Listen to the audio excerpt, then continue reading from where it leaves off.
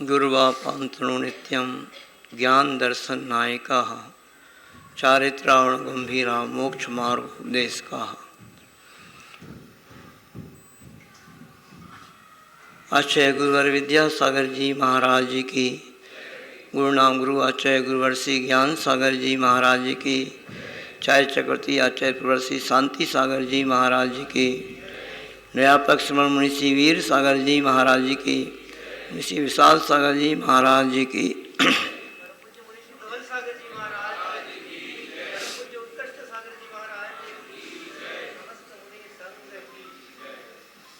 देखिए अपन सभी लोग भले ही उनको नहीं पहचान पा रहे हों, नहीं समझ पा रहे हों, किंतु आचार्य गुरुवर विद्यासागर जी महाराज ऐसे संत थे कि वास्तव में उनके इतिहास को अपन देखें, मुझे नहीं लगता है कि भगवान महावीर स्वामी के मोक्ष जाने के बाद ऐसा कोई महान आचार्य परमेष्ठी हुए हों। हजारों वर्ष का इतिहास अपन देखेंगे कि अपने आत्म कल्याण के साथ साथ जन कल्याण के लिए इतने महान कार्य किए हों, और हमेशा ऐसे वो आचार्य परमेष्ठी जागृत रहते थे। उनकी स्मृतियाँ आज अपन सबके सामने मात्र रह गईं, किंतु वो अंदर से इतने जागृत थे। आप पढ़ेंगे कि एक बार कटनी में बहुत ज़्यादा अस्वस्थ हो गए। उस समय बहुत पुरानी बात है, उसी समय भी वो बहुत अलर्ट थे और उन्होंने कह दिया था कि मुझे अब कोई आचार्य नहीं बोलना, और अपने आचार्य पद को देने के लिए तैयार थे। ऐसी उनकी कठिन तपस्या रही, ऐसी उनकी कठिन साधना रही आचार्य भगवान की, कि हमेशा आचार्य पद पर वो विराजमान थे। तो ऐसी साधना करते थे। हम लोग गुरुवर के संग में जब पहुँचे, ऐसे पूरे, मुझे नहीं लगता है कि उनके अंदर अपने संग के प्रति, अपने संग के साधुओं के प्रति और पूरे सारे देश के प्रति जो करुणा, जो वात्सल्य, जो अनुकंपा का भाव हुआ करता था, रहता था, वो देखते ही बनता था। मुझे तो ऐसे लगता है इस पंचम काल में उन आचार्य भगवान जैसा व्यक्तित्व ना तो हुआ है, और आगे मुझे ऐसे लगता है कि ना कोई होने वाला है। ऐसी करुणा, अनुकंपा, वात्सल्य, देश के प्रति, समाज के प्रति, धर्म के प्रति जो उनकी श्रद्धा थी, जो आस्था थी, उनकी जो कर्म निष्ठा थी बंधु, वो गजब की थी। हम लोग जब आचार्य भगवान ने एक ऐसी सूझबूझ से उन्होंने हम लोगों को 30-32 ब्रह्मचारियों को जब दीक्षित करने का मन बनाया, तो एक ग्रुप बनाया। तो उस समय अमरकंटक में अक्षय सागर जी महाराज हम लोगों की क्लास लेते थे, और उस समय उन्होंने एक बार बताया, आचार्य श्री यूँ तो हम लोगों को बहुत अध्यात्म देते थे, और एक बार अक्षय सागर जी महाराज ने बताया कि आचार्य महाराज पूछते हैं, क्यों बच्चों को दूध मिल रहा है कि नहीं, कुछ ड्राई फ्रूट मिल रहा है खाने को कि नहीं, ऐसे चिंता करते थे।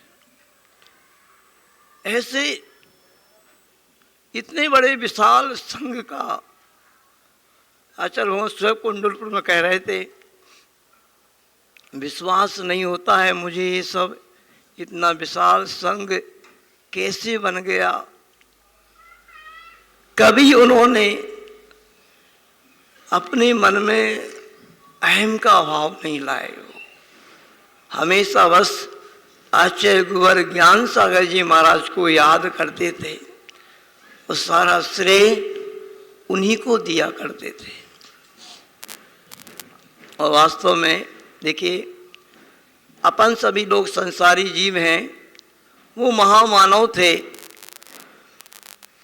उन्होंने उन आचार्य कुंवर ज्ञान सागर जी महाराज के वचनों को आज सार्थक किया है कि मरना हो तो मर जा, जीते जी कुछ कर जा। ऐसे कार्य वो कर गए कि आज उन्होंने अपने अंतिम लक्ष्य को प्राप्त कर लिया, किंतु इस पंचम काल के अंत तक भी अपन सभी उनको भूल नहीं पाएंगे। ऐसा उन्होंने किया है। देखिए, जो आचार्य भगवंतों ने वाणी लिखी है, आचार्य समंत भद्र स्वामी रत्नकर्ण स्वात्काचार्य में लिखते हैं, एक श्लोक आता है, उपसर्गे दुर्भिक्षे जरसी रोगनी प्रतिकारे सल्लेखना आर्या माहू। ये कहा ही गया है। जो कोई भी मुनि महाराज हम आचार्य को हमेशा समझाते थे, जो कोई व्यक्ति दीक्षा लेता है, मुनि महाराज बनता है, उसकी अंतिम लक्ष्य तो दीक्षा लेते ही प्रारंभ हो जाता है। और उनका ये अंतिम लक्ष्य था। अपन लोगों को ऐसे लग रहा है, पर हमेशा वो जागृत थे, हमेशा सावधान थे। और अभी जब ऐसा रोग आ गया कि जिस रोग के कारण अब इस शरीर के माध्यम से इस रत्नत्रय धर्म का पालन नहीं हो सकता था, जैसा शास्त्रों में बताया है मुनि महाराज को कि जब तक आपकी जंघाओं में बल रहे, आपका शरीर खड़े होकर के ही मुनि महाराज की चर्या हुआ करती है। आहार लेते बने। सबसे बड़ी अपन सबको इस बात का तो दुख है ही, और अपन सब अनाथ हो गए। उनका वरद हस्त अपन सबके पास, पूरी दुनिया के पास था, किंतु खुशी इस बात की है, देखो सभी को इस बात की एक अच्छा सोच रखना चाहिए अपन को, और भावना भाना चाहिए कि उन्होंने अपने प्राणों को छोड़ दिया, किंतु अपनी चर्या में रंच मात्र भी दोष नहीं रंगने दिया। अंत समय तक भी जब उनको ऐसे लगने लगा कि अभी शरीर काम नहीं कर रहा है, तो जो हम लोग तो 1000 किलोमीटर दूर थे, जो समाचार प्राप्त हुआ, आचार्य भगवान ने कह दिया अब मुझे कोई टेस्ट नहीं कराना, ब्लड टेस्ट नहीं कराना, कुछ नहीं कराना। हमारा आदि कोई इस शरीर को बचाने के लिए सामान्य उपचार जो हो सकता है, उसके माध्यम से शरीर बच जाए तो बच जाए, ऐसा शायद उन्होंने मन में सोच लिया। और उन्होंने फिर हमेशा आचार्य भगवान की ये रहा ही, ये जीवन पूरा रहा है। उन्होंने अनेक प्रकार के उपसर्ग और परिसहों को अनेक बार सहा। जितनी दृढ़ता और साहस उनके अंदर थे, शायद किसी के अंदर नहीं हो सकता है। अभी भी हमेशा उनको देखा, ऐसी उत्कृष्ट चर्या रही उनके। चर्या के बारे में अपन सुने ना, कोई भी व्यक्ति सुने तो सुन ही सकता है, अपन बात ही कर सकते हैं। देखिए, ऐसी उस युवावस्था में उन्होंने दीक्षा ली, तभी से उन्होंने, मुझे तो लगता है कि अपने इस लक्ष्य को प्राप्त करने की साधना प्रारंभ कर दी थी। उस 22 वर्ष की उम्र में ही नमक और मीठे का त्याग कर दिया। उन्होंने फिर धीरे धीरे अपने जीवन में और तपस्या को अपने बढ़ाया, हरि का भी त्याग कर दिया, ड्राई फ्रूट्स का भी त्याग कर दिया, फ्रूट्स का भी त्याग कर दिया। ये उनकी साधना को अपन देखेंगे तो उन्होंने दीक्षा लेते ही समाधि की साधना प्रारंभ कर दी थी। और अभी जब परिस्थिति को देखा तो सुनने में आया था कि एक दिन वो है थोड़े से खड़े हुए और बैठ गए। उन्होंने कहा बहुत ले लिया। अपन सब लोग नहीं समझ पाए और मुझे तो ऐसे लगता है कि उसी दिन उन्होंने अब त्याग कर दिया आहार पानी का कि अब ये शरीर काम नहीं कर रहा है, तो अब हम इस धर्म को हमें नहीं छोड़ना है। इस रत्नत्रय धर्म को हमने जो धारण किया है, ये शरीर छूटे तो छूट जाए, ऐसा उन्होंने सोच लिया और बिल्कुल समता के साथ शांत भाव से मौन को धारण कर लिया। जब भी कोई व्यक्ति वहाँ पर गए तो वहाँ पर उनके दर्शन किए। सुनने में आया है कि अंत में समता नियापक श्रमण समता सागर जी महाराज अपने सत्संग वहाँ पर पहुँचे। उन्होंने नमोस्तु किया तो सिर्फ आँख के इशारे से ही उनका नमोस्तु स्वीकार कर लिया, बाकी मौन धारण किए हुए थे। वो अपने आत्मा में लीन थे, वो पंचपरमेश्वरी के स्मरण में लीन थे। और 3 दिन से निर्जल उपवास आचार्य भगवान का चल रहा था। 3 दिन से उन्होंने पूरे संपूर्ण आहार का त्याग भी उनका था। और आप सभी ने अब सुन ही लिया है कि आज रात्रि में लगभग 2:30 पर आचार्य श्री ने अपने इस जड़ शरीर को त्याग दिया और उस रत्नत्रय के फल स्वरूप निश्चित वह जाकर के उस स्वर्ग में महान इंद्र पद को प्राप्त हुए होंगे।